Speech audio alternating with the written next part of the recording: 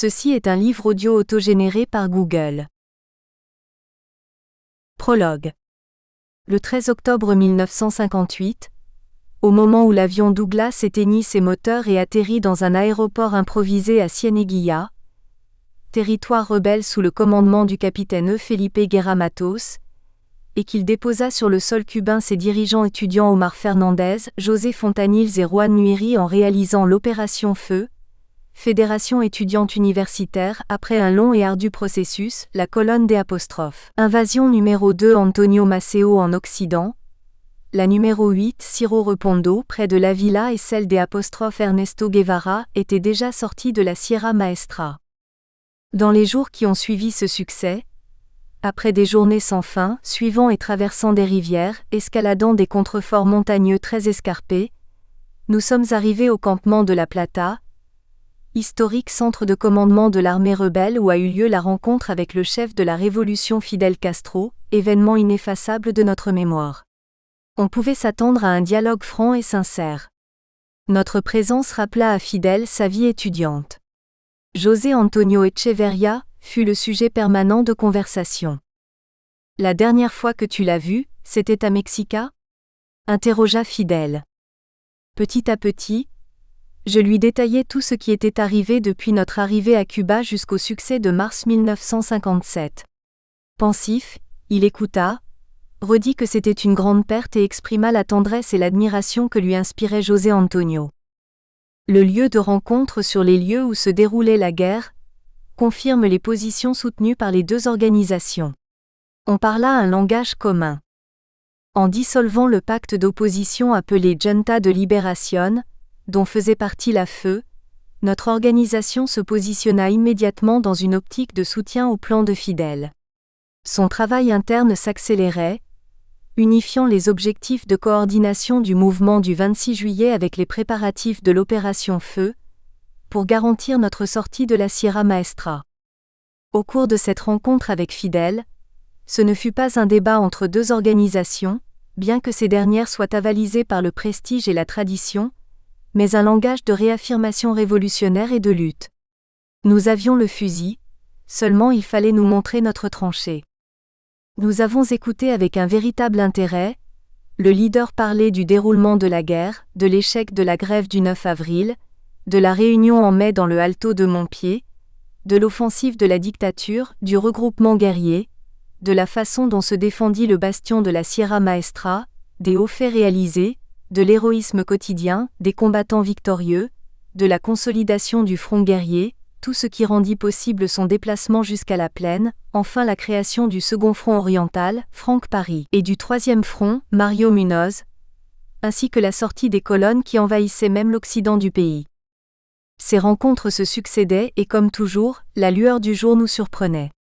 C'étaient des dialogues inoubliables dans le cadre rustique et tortueux du campement de La Plata. Au cours d'une de ces rencontres, Fidel nous informa qu'avec les armes amenées par notre avion, on ferait une colonne qui partirait jusqu'à la partie nord de l'Orient sous le commandement de notre compagnon d'études et de lutte à l'université de La Havane, Delio Gómez Ochoa. On créerait le front oriental, Simón Bolívar, et en tenant compte de la présence de la Feu, on formerait la colonne numéro 32 José Antonio Echeverría en hommage à notre inoubliable compagnon et président de la Feu. La proposition de Fidel fut approuvée à l'unanimité. Elle serait mise en place par Omar Fernandez, président de l'Association des étudiants en médecine de l'Université de La Havane et par José Fontanills, vice-président de la Feu en Orient. Moi, comme président de la Feu, formerai une partie de la colonne numéro 1. José Martí, sous le commandement de Fidel Castro. Quelque temps après, le 30 octobre, se signa l'accord entre le mouvement révolutionnaire 26 juillet et la Fédération étudiante universitaire par lequel les deux organisations ratifiaient aujourd'hui l'accord fait au Mexique et s'unissaient sur le champ de bataille. L'armée rebelle a maintenant un rempart de plus, la colline universitaire. Le départ d'Omar Fernandez du camp de La Plata fut émouvant et sentimental. Depuis notre rencontre en exil, nous avons parcouru ensemble une longue distance. Quand Omar arriva à l'université, il avait déjà été directeur à l'Institut du second degré dans sa ville natale Santiago de Cuba. Il se distingua vite à l'école de médecine, où il étudiait ce métier. En 1956, au cours des dernières élections universitaires qui eurent lieu sous la dictature de Batista, il fut élu président de l'Association des étudiants en médecine. La lutte l'amena en exil où nous nous sommes rencontrés, et nous avons partagé la rigueur, les chagrins de l'éloignement et le travail. La Feu se créa en exil, notre organe de diffusion Alma Mater se publia en anglais et en espagnol, et il y eut une transmission radio. Des filiales furent créées dans des villes et des pays différents. On établit des coordinations et des moyens de travail avec différentes organisations internationales et des fédérations étudiantes des autres pays, particulièrement avec celles des pays latino-américains, profitant des récents contacts qui se réalisèrent immédiatement après ma participation à la 7e conférence internationale à Ibadan au Nigeria en septembre 1957. Auparavant, José Antonio y avait participé à Ceylan en 1956. Cela s'est fait sans perdre notre objectif majeur de revenir à Cuba, et dans l'immédiat, de chercher les aides financières pour un tel projet, ce qui était la tâche prioritaire. Ceci décrit grossièrement ce qu'était à cette époque Omar Fernández Cañizares, le protagoniste et l'auteur de ces pages. L'autre protagoniste est Ernesto Guevara de la Serna. Le jeune Ernesto étudie et passe son diplôme de médecine en Argentine. Rapidement, il cherche de nouveaux horizons. Il voyage dans les pays latino-américains. Au Mexique, il rencontre Antonio Nica López, combattant du Cuartel Moncada qu'il connut au Costa Rica et qui lui présenta Raúl Castro. De là, il n'y eut qu'un pas pour se retrouver à la maison de Maria Antonia, où il rencontra Fidel. Et là naît le germe de l'expédition du Gramma. Le 2 décembre 1956, il débarque par La Coloradas sur la côte sud d'Orient. Avec Fidel commence la légende qui aujourd'hui se répand dans tous les coins du monde. Je ne m'étais pas trouvé avec le Che auparavant dans la Sierra Maestra. À cette époque, après son passage, celui qui cheminait dans ces montagnes orientales entendait inévitablement les paysans cubains conter avec leur grâce inégalable quelques anecdotes sur Fidel, Camilo et le Che. Ce fut le Che qui nous marqua le plus, et dont nous nous rappelons. Partout où il était passé, on parlait de sa présence. Ce fut ainsi à Las Vegas, à Jibacoa, Buecito, Estrana Palma, Ambrito La Mesa. Dans de nombreux lieux, on disait ici fut et passa le Che. Ou parfois quelques commentaires flatteurs, parce qu'il avait créé une boulangerie, un journal ou une station de radio rebelle. On racontait comment il s'approchait d'un paysan, avec son accent qu'on ne pouvait confondre, pour le soigner, lui donner un médicament ou l'alphabétiser, tel se définir ses horizons. Très vite, il comprit que plus que médecin, il serait guerrier. Il traversa des montagnes, des rivières, affronta une armée supérieure, portant sur son épaule sa carabine et dans son sac à dos son inhalateur pour l'asthme. Surtout, il écrivit son expérience si riche dans son journal, ce qui constitue l'essentiel de ses livres, Guerre et guérilla, et Passage de la guerre révolutionnaire. Le Che, nous l'avons connu en écoutant son pas dans les montagnes. Un homme qui combattit et vécut près de ses soldats. Il fut un exemple, l'exigence commençait par lui. Il rejetait les privilèges et les honneurs. À travers ce souvenir qui correspondait à la réalité, l'image d'un Che chaleureux et proche est restée. Je connus le commandant Ernesto Guevara personnellement, après le triomphe de la Révolution, quand j'occupais la charge de conseiller général de l'armée rebelle. Nous avions des réunions périodiques sur les jugements révolutionnaires à la forteresse de la Cabana, dont il était le chef. Au début du triomphe de la Révolution, nous nous rencontrions avec les capitaines Omar Fernández et Felipe Guerra Matos pour regarder la télévision. C'est au cours d'une intervention du commandant en chef Fidel Castro que ce dernier parla devant les caméras d'une délégation qui visiterait les pays afro-asiatiques, délégation présidée par le commandant Ernesto Che Guevara et comprenant entre autres le capitaine Omar Fernández. Je me souviens de notre surprise à tous les trois. Pour un peu, nous serions tombés de la chaise sur laquelle nous étions assis. Quelle joie, quel honneur! À l'arrivée d'Omar de ce long voyage, j'occupais des responsabilités différentes. Directeur de la douane, vice-ministre des Industries et ministre des Transports entre autres charges importantes. Parmi les différents amis et compagnons qui ont insisté pour que l'on écrive sur ce voyage, Je fus le premier. Je savais qu'Omar comme chef en second de cette délégation avait été en permanence près du Tché, pendant tout le parcours et disposait de tous les éléments pour entreprendre ce travail et écrire sur cet événement, dont l'importance n'échappe à personne, voyage qui ne se commente que lorsque la télévision passe de rapides images d'un des pays visités. On observe alors près du Tché avec son vieux béret noir bien connu et son costume de guérillero, la barbe épaisse du capitaine Omar Fernandez. Ici, dans ces pages dont le titre est « Un voyage historique avec le Tché », les détails des faits survenus sont rassemblés. Parfois la distance que crée le temps parcouru nous offre l'occasion de réfléchir avec l'objectivité requise, grâce à la lecture du premier voyage du Tché comme représentant de la révolution cubaine qui occupa tant de place dans la presse internationale comme nouvelle de premier plan. Sa personnalité éveilla intérêt et curiosité. La grande surprise d'Omar fut précisément d'avoir l'occasion comme révolutionnaire, d'avoir été chef en second d'une délégation qui avait à sa tête une personnalité comme le Tché et de partager ses enseignements.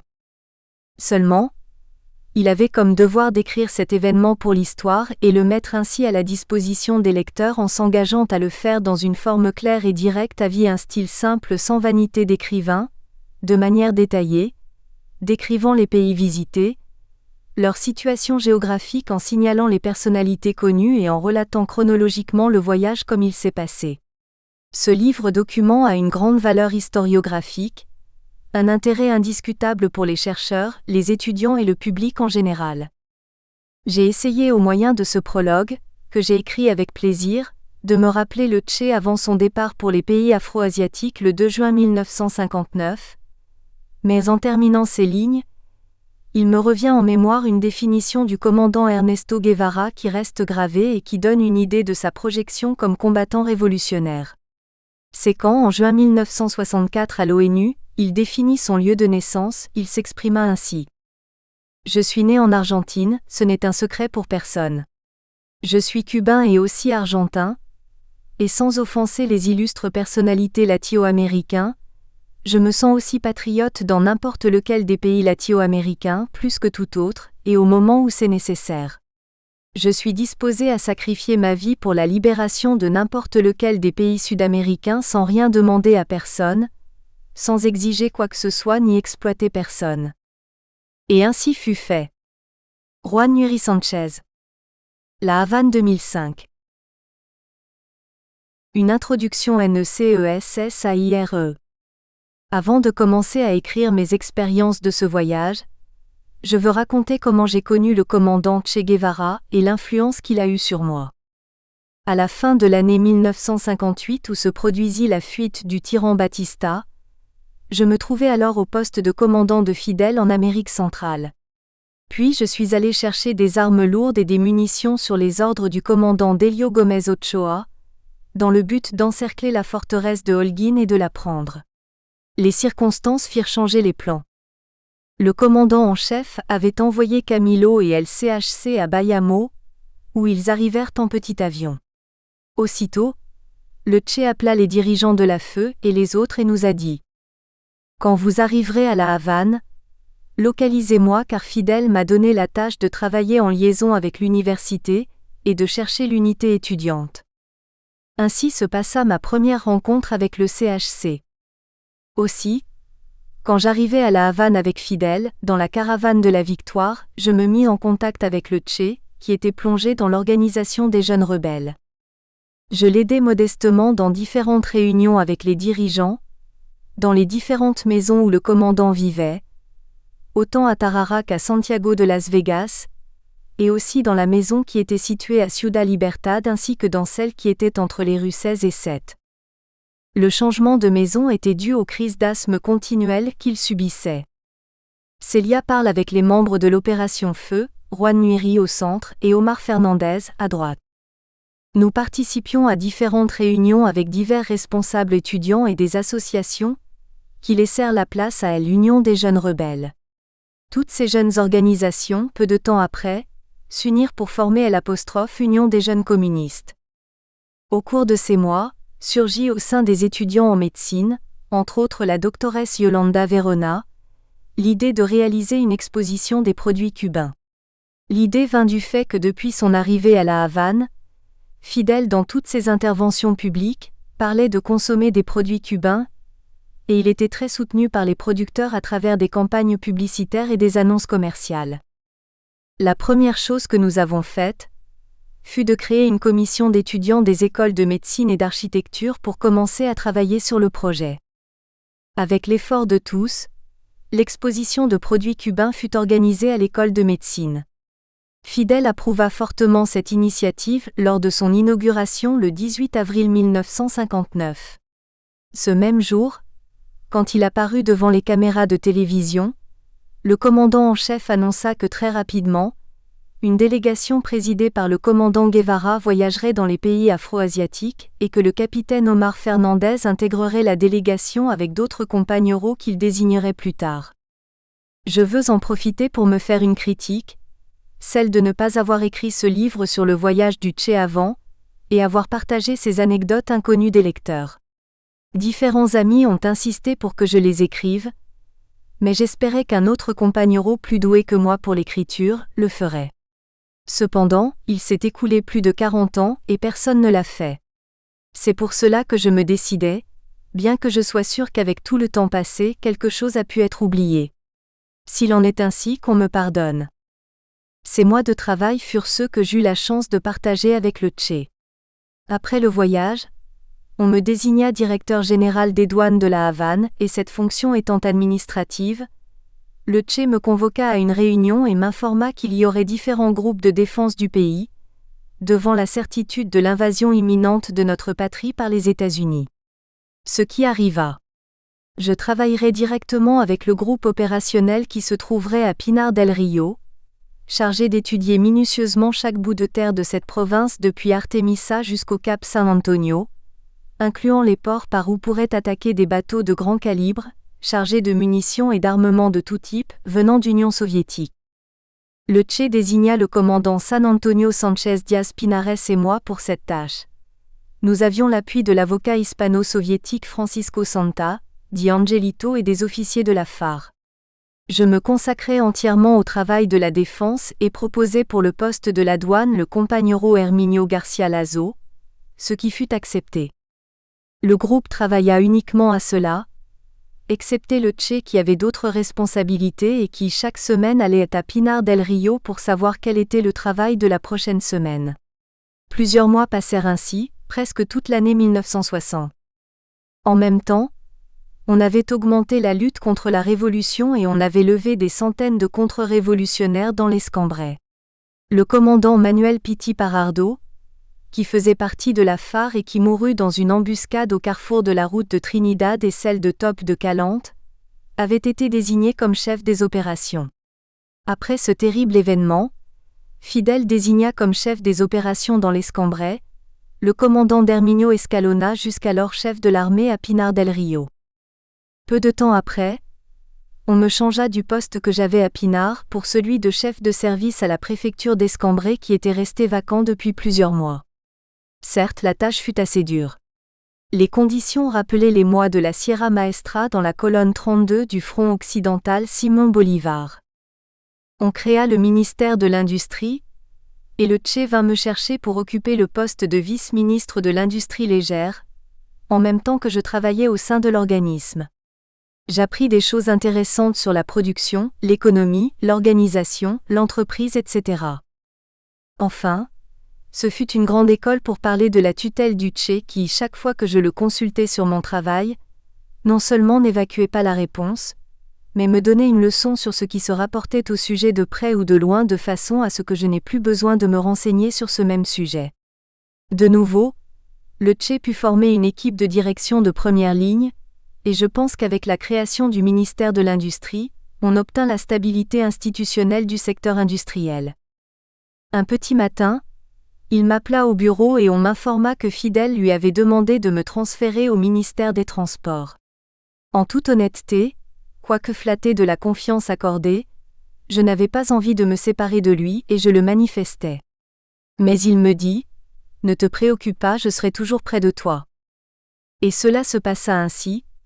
Il me donna des bons conseils jusqu'au jour où je devins ministre des Transports. D'ailleurs, Après mon changement, je demandais à Fidel de revenir à l'industrie, et c'est là que je me reconvertis dans la transformation du kenaf, fibre qui se substitue au jute ou à toute production de fibres. Je peux dire que le temps où je côtoyais le tché me forma comme révolutionnaire. Ce fut un grand maître. L'idéologie que j'ai gardée, je la dois à Fidel dans la Sierra Maestra et au tché depuis le triomphe de la Révolution. Ce fut un privilège de rester à ses côtés, aussi bien dans le voyage que dans le travail de la défense. On apprenait même dans le travail volontaire, et dans les moments de repos, il avait toujours une histoire constructive à raconter et faisait une critique à un d'entre nous pour n'avoir pas résolu un problème de production. Je ne remercierai jamais assez le tché de ses enseignements, dans tous les aspects de la vie, autant pour sa modestie et son austérité que pour sa sincérité, son courage politique et sa valeur personnelle. Merci le tché, ma condition de communiste, je te la dois. J'écris cette introduction dans la chaleur du 38e anniversaire de ta mort, me remémorant les paroles de Fidel Castro dans la veillée solennelle, hommage à notre inoubliable héros guerriero le 18 octobre 1967. Nous aimons exprimer comment nous aimerions que soient nos combattants, nos hommes. Nous devons dire sans hésitation d'aucune sorte qu'ils soient tous comme le tché. Nous voulons dire comment nous aimerions que soient éduqués nos enfants. Nous devons dire sans hésitation que nous voudrions qu'ils s'éduquent avec l'esprit du tché. Si nous voulons un modèle d'homme qui dure dans le temps, un modèle d'homme qui appartienne au futur, je dis du fond du cœur que ce modèle sans qu'il change quoi que ce soit dans son attitude, ce modèle, c'est le tché. Si nous voulons exprimer comment nous voulons que soient nos fils, nous devons dire avec nos cœurs de révolutionnaires passionnés, nous voulons qu'ils soient comme le tché. Annonce, PREPARATIFS et des EPLAZRT. Après les premiers mois du triomphe de la Révolution, exactement le 18 avril 1959, Fidel fit une apparition sur le canal 2 de la télévision, situé entre la 23 et la Paix dans le WC d'Ado, pour informer le peuple de quelques mesures révolutionnaires qu'il était nécessaire de prendre dans le pays, et du fait que le gouvernement des États-Unis n'avait qu'un seul objectif, c'était de liquider la Révolution triomphante. Cette nuit-là, devant les caméras de télévision, nous espérons que vous avez apprécié cet aperçu. Pour continuer à écouter ce livre audio sur Google Play Livres, utilisez le lien dans la description de la vidéo.